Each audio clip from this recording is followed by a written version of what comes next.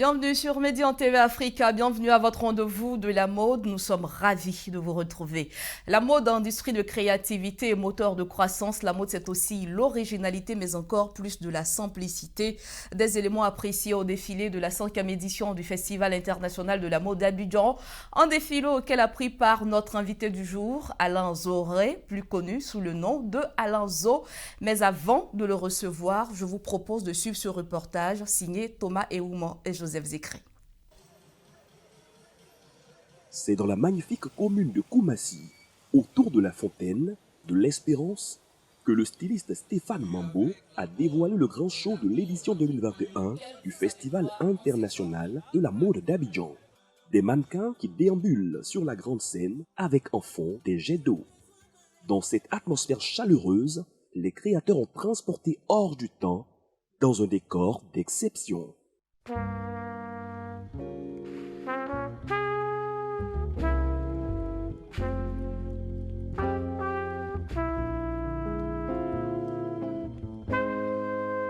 Avec pour thème l'insertion de la femme dans le milieu socio-économique, ce show a donné le ton avec une succession de looks citadins chics où très souvent le haut de la tenue contraste avec le bas, mais aussi des ensembles élégants et divers mixant parfois du pagne avec des jupes à paillettes.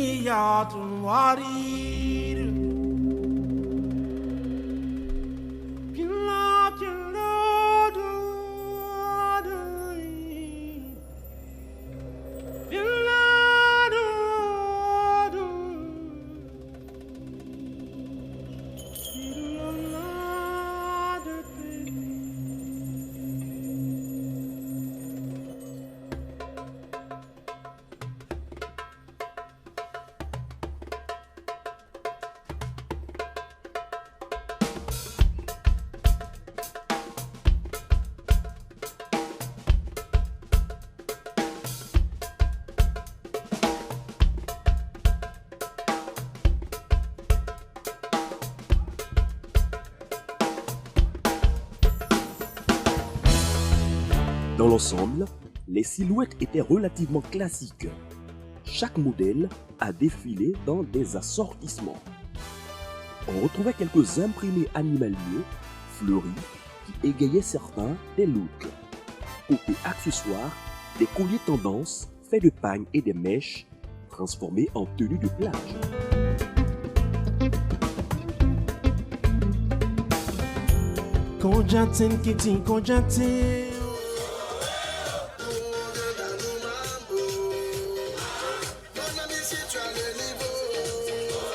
Ce défilé de la 5e édition de FIMDA s'est terminé en apothéose avec une vue sur l'ensemble des participants.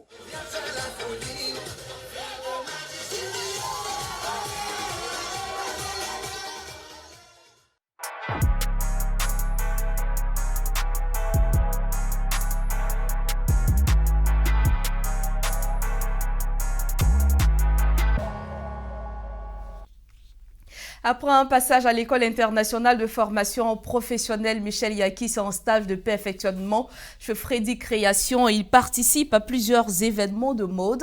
Sa collection Patrimoine présentée au top 10 de la mode ivoirienne, puis au Massa 2018, Alain Zo est avec nous sur ce plateau. Alors merci d'avoir répondu à notre invitation. Merci Sandrine. On vient de le voir, c'était le FIMDA édition 2021. Qu'est-ce qu'on peut dire quelques jours après? Vraiment, c'est toujours une joie pour moi de participer au FIMDA. J'en profite même pour remercier Stéphane Mambo de me faire appel à chaque fois. Parce que c'est une occasion pour moi vraiment de montrer mon savoir-faire, de montrer de quoi je suis capable, de montrer vraiment toutes ces belles femmes sous toutes les coutures. Et vous étiez à votre première participation? Je dirais la deuxième participation.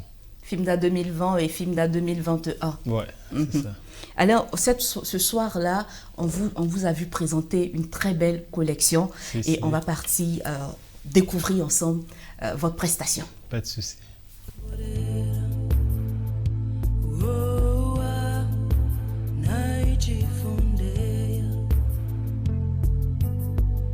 Dunia yetu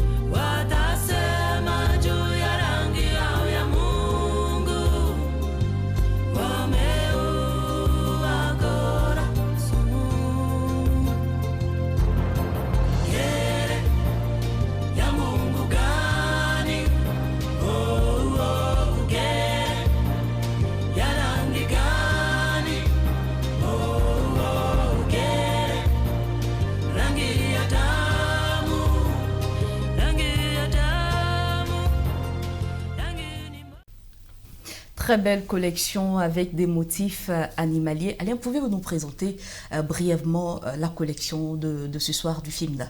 La collection a pour nom Reine-Mère. D'abord, je veux rendre hommage à toutes ces femmes parce que c'est bientôt la fête des mères. Donc j'ai voulu habiller ces femmes comme des reines parce que notre mère, toutes les femmes sont des reines. Donc je veux rendre hommage à la femme. C'est pour cela que j'ai baptisé cette collection Reine-Mère. Reine-Mère. Voilà. Et cette collection est la quatrième dans votre catalogue? On va dire la cinquième, je crois. La cinquième collection. Ouais. Alain Zoré qui a sa cinquième collection. On va s'intéresser à votre parcours.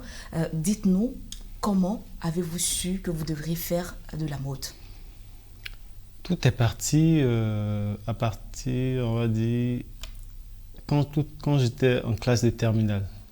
Voilà, j'étais en train de bosser pour les examens du baccalauréat. Et j'ai eu comme des flashs, des visions de modèles qui me défilaient en tête. Et sur place, là, j'ai banalisé cette idée et je me suis remis à bosser. Après encore, j'ai eu encore des idées qui me venaient en tête. Et là, sur place, j'ai déposé mon stylo, je me suis agenouillé, j'ai prié. Et j'ai demandé à Dieu si vraiment cette voie est la mienne, si c'est le cas vraiment, que sa volonté soit faite. Donc, après l'examen du bac, je suis allé m'inscrire. J'avais vraiment peur de la réaction de mon père. Parce que vraiment, je ne pensais pas qu'il allait accepter aussi facilement. Surtout quand on pense que la couture, voilà, c'est des gens qui ont raté une vocation. Exactement. Donc, je suis allé prendre les renseignements à Michel Yakis quand je suis venu. Et j'ai vu ma mère d'abord, je lui ai expliqué et elle m'a dit « Ok, il n'y a pas de souci. Quand ton père va rentrer, on va lui en parler. » Et le soir, elle lui a fait part de ça. Le lendemain matin, il m'a appelé, il m'a dit « Ok, si c'est vraiment la voie que tu as choisie, on va te suivre dedans. » Vraiment, ça m'a beaucoup étonné. Venant de mon père, ça m'a beaucoup étonné.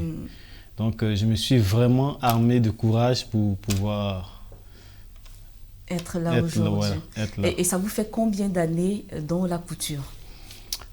J'ai commencé en 2009, on va dire. Donc, jusqu'à maintenant, on parle de 10 ans, je crois, 10 ans, 11 ans. Ouais. 2009 à 2021, ça fait quand même un bon petit bout de temps. Alors, quel est votre premier souvenir lié à la mode quand on décide de laisser tomber les études, de passer dans une école de formation et enfin s'installer à son propre compte? On va dire, le premier souvenir, d'abord, quand on était à l'école, on avait des stages.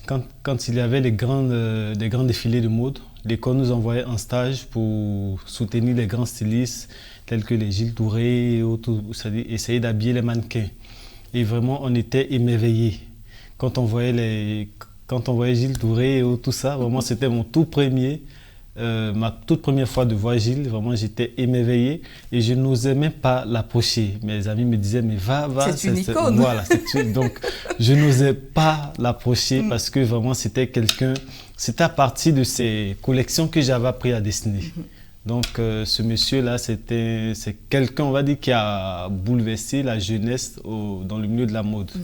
Donc il est vraiment salué. Et Gilles, il continue de vous inspirer? Oui. À partir de ses cours, à partir de ses créations, tout ça. Donc, c'est un grand frère que je respecte beaucoup et que j'admire. Voilà. Et vous avez dit que vous êtes passé dans un établissement de formation, en l'occurrence l'établissement Michel Yakis. Ouais. Et quelle est la chose la plus importante que vous avez retenue de votre passage dans l'établissement de Michel Yakis, qui est une grande dame de la mode d'ailleurs? Oui, effectivement. À Yakis, il faut dire que je n'ai pas fait beaucoup d'écoles de couture, mais ce que je retiens à Yakis, c'est que dans le domaine du stylisme, vraiment, on vous apprend à savoir lire les patronages, on vous apprend à faire des patronages. Du coup, pour quelqu'un vraiment qui veut aller en Europe, aller travailler ou s'installer en Europe, il a déjà cette formation-là. Cette capacité à savoir travailler sur les patronages. Du coup, ce n'est pas beaucoup d'écoles qui apprennent ça. Là, pour d'autres, c'est la couture, c'est très basique. Vraiment, dans le milieu de styliste, on vous apprend vraiment tout du patronage. Vous savez vraiment faire les tracés de base,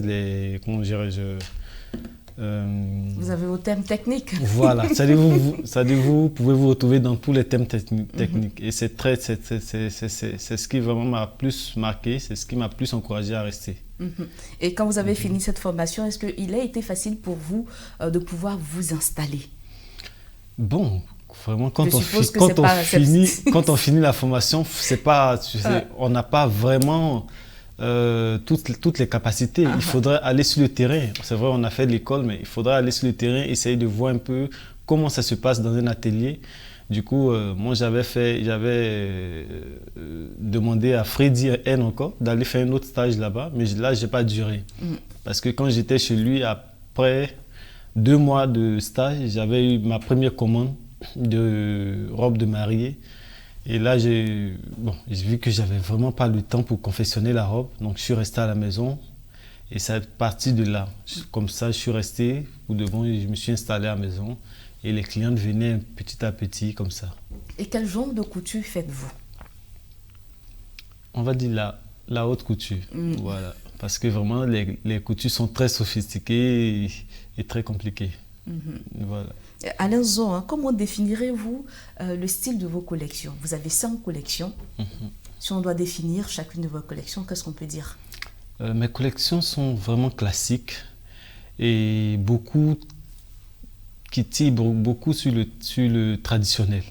Voilà, j'aime beaucoup travailler avec miser sur le traditionnel, tout ce qui est vraiment quand vous dites traditionnel, c'est quoi? C'est la matière africaine, la matière africaine, c'est ça. On a le tapa.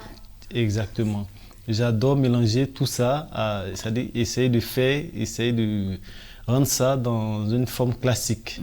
Voilà, même si je prends cette matière brute, j'essaie de la travailler de sorte qu'elle soit vraiment classique, qu'elle soit une tenue de ville actuelle, ce qu'on a l'habitude de voir.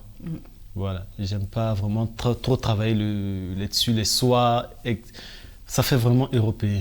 Voilà, j'essaie de mélanger, voilà, de faire ce brassage. Est-ce que vous particulière à ce que vous faites? Exactement, j'essaie de faire un brassage. Du coup, je mélange les tissus imprimés africains avec un style peut-être européen. Voilà, donc c'est un peu ça. Et vos collections sont pour la plupart glamour. Ouais. Est-ce que vous faites que de la création femmes, hommes?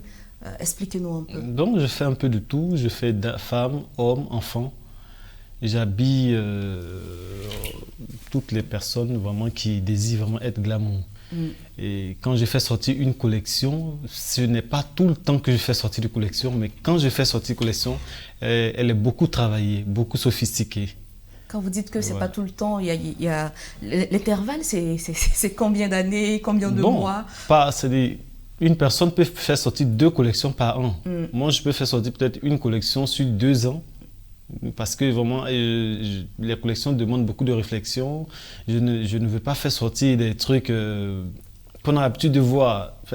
On a l'habitude de voir dans tous les défilés. C'est-à-dire quelqu'un prend un tissu là et coupe rapidement, il habille un mannequin et puis le mannequin défile. Non, non. Je veux vraiment que quand un mannequin porte le modèle, vraiment, elle soit unique dans le modèle et qu'elle donne envie aussi à la personne qui regarde de porter ce modèle.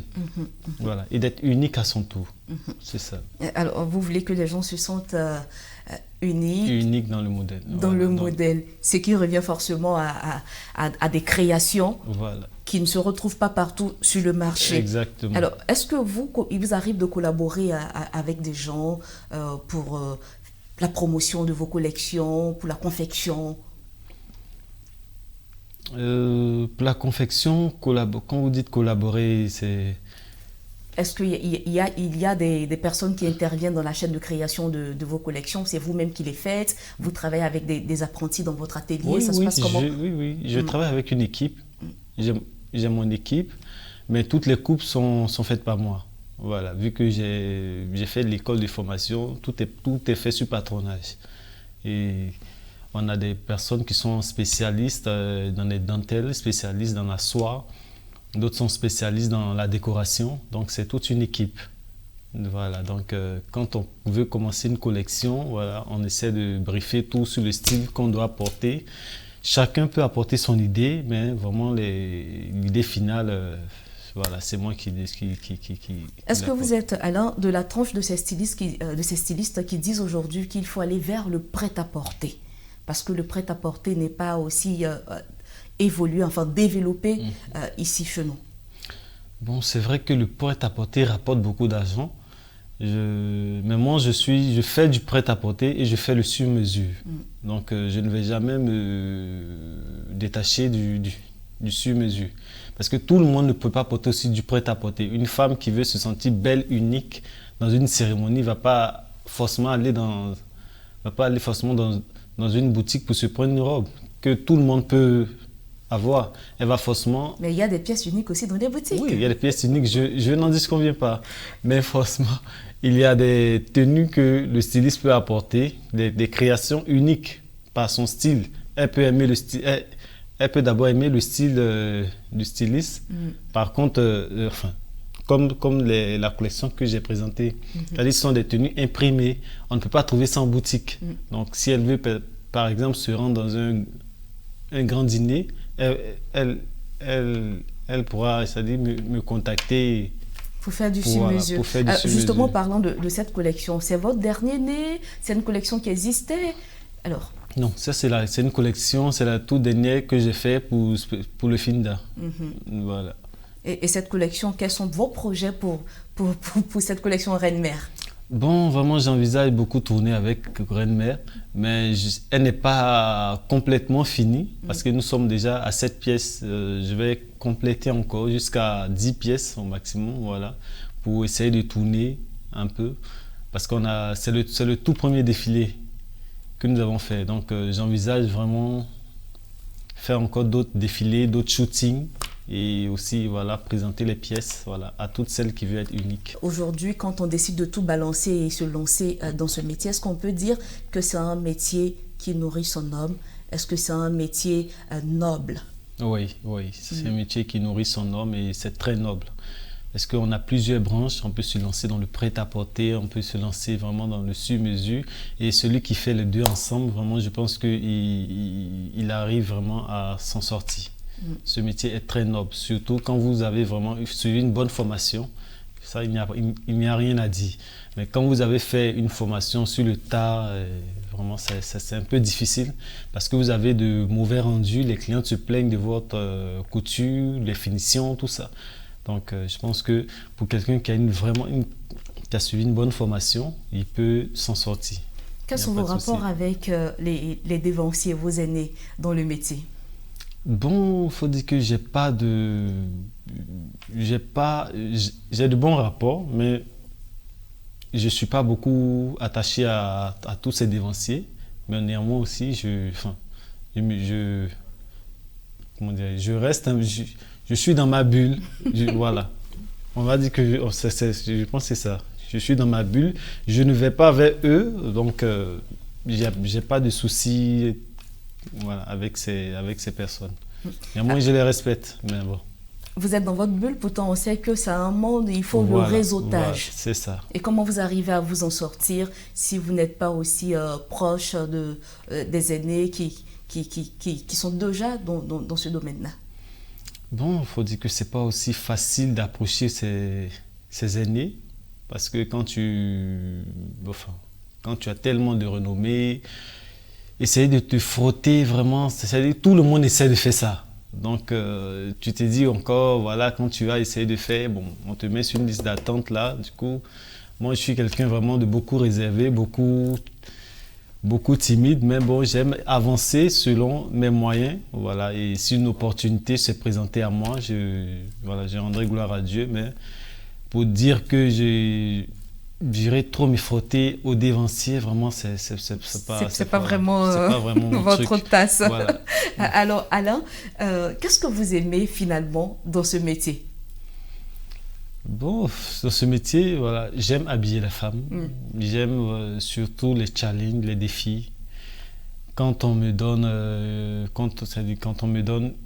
un modèle assez compliqué, je vois que vraiment, avec le patronage, on peut tout faire. C'est un peu comme les architectes. C'est-à-dire on peut donner toute forme de dimension à une maison. Comme ça, dans la mode, il n'y a pas de limite. on peut s'évader, on peut faire tout ce qu'on veut dans la mode. Et voilà. vous aimez vous évader dans la mode. C'est ça. Alors, avant de se quitter, vous allez nous dire le projet sur lequel vous travaillez en ce moment.